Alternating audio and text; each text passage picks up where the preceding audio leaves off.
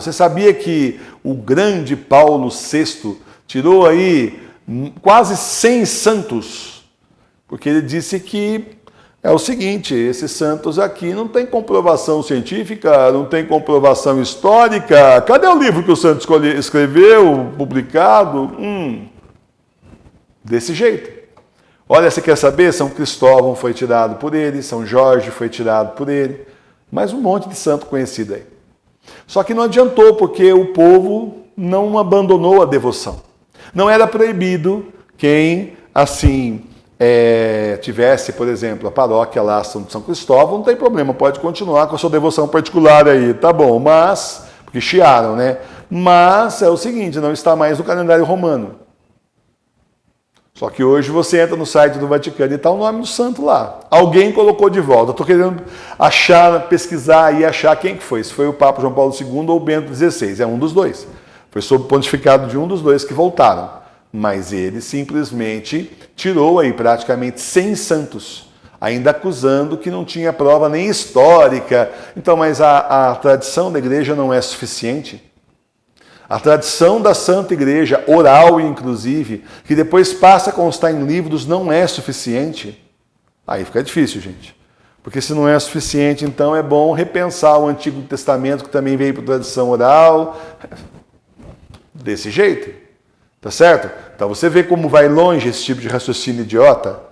É isso que eu estou falando para vocês. É o indivíduo que levou avante o Concílio Vaticano II. O João 23 instituiu, mas morreu algum tempo depois. E quem realmente levou a ferro e fogo aí foi o Paulo VI, aquele que fez aquele auditório em forma de cobra. É horrível, né? Fosse eu, mandava demolir, mas dá para ver que as pessoas não estão podendo fazer tudo isso. O pessoal fala muito, Bolsonaro, coitado, passa pano no Bolsonaro, mas eu não vejo passar pano pro Bento XVI, sabe? Eu vejo muita gente aí criticando o Bento XVI porque permitiu isso ou aquilo, porque não acabou com aquele auditório.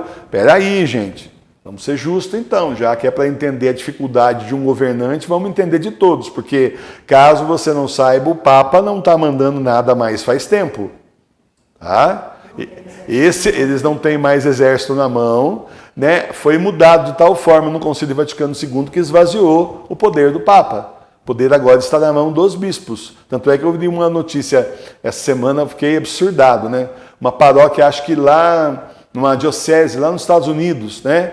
Que assim, a notícia era que o bispo concordou que a igreja, o Vaticano, fosse lá averiguar as denúncias. Ele concordou, porque se ele não concordasse, já era. Aí vou falar de igrejas nacionais, o pessoal fala muito, porque a igreja católica, você, professor Emílio, está dividindo a Santa Igreja, você é um Lutero, né? Então, mas ela já está dividida, na verdade, o que existem hoje são igrejas nacionais, tá? E o que é a igreja nacional? Cada país tem a sua. E cada país tem os seus bispos que se unem, estilo CNBB aqui, e decidem se vão aceitar o que o Papa mandou ou não. Se não for o que eles estão afim, eles não aceitam. Quando eles estão afim, o Papa mandou, mas quando eles não estão afim, por exemplo, não é mais para celebrar a missa em latim em lugar nenhum.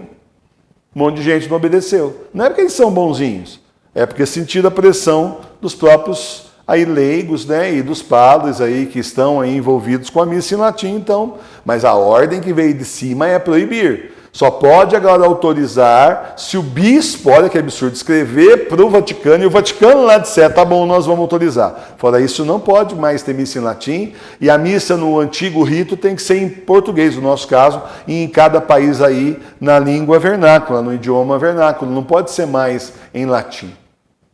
O pessoal aí da missa em latim está dando pulo dessa altura. Bem feito.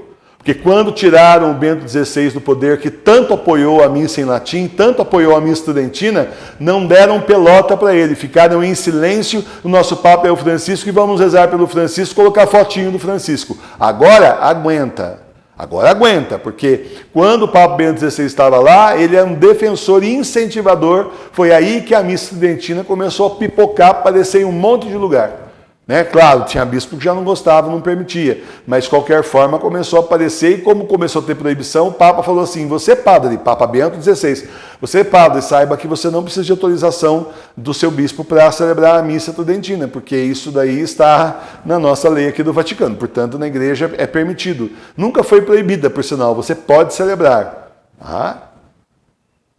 Tá certo? Agora o outro quis proibir por enquanto, não surtiu muito efeito. Claro, tem CNBB, acho que de Porto Rico, a CNBB de Porto Rico, lá os bispos de Porto Rico, é proibido. No país inteiro não pode, mas Porto Rico é um tequinho. Por aí afora a gente não vê, alguns bispos sim, se amparando nisso, mas não vê muito sucesso não, como era esperado. Só que aí ele vai fazendo cada vez mais pressão, né?